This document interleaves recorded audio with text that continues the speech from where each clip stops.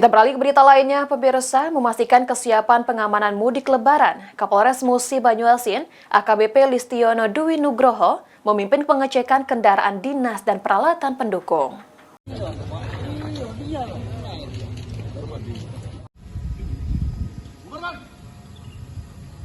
Mas dan Kamsel Tiptar Lantas.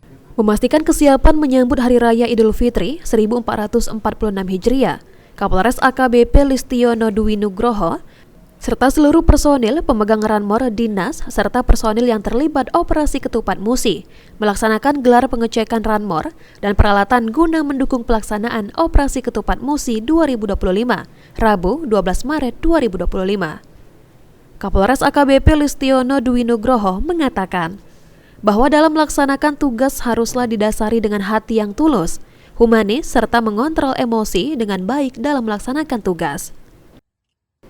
Selain itu juga ia menyampaikan jika dalam pengecekan kendaraan dinas dimaksudkan agar ranmor yang diberikan kepada personil dapat diketahui kelayakan kondisinya dalam membantu menjalankan tugas anggota di lapangan, serta mengantisipasi terjadinya masalah saat digunakan bertugas, khususnya saat pengamanan mudik Lebaran 2025.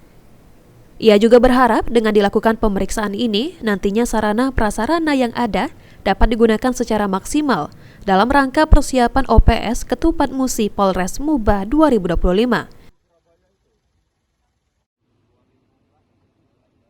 Ruzi Iskandar, PAL TV.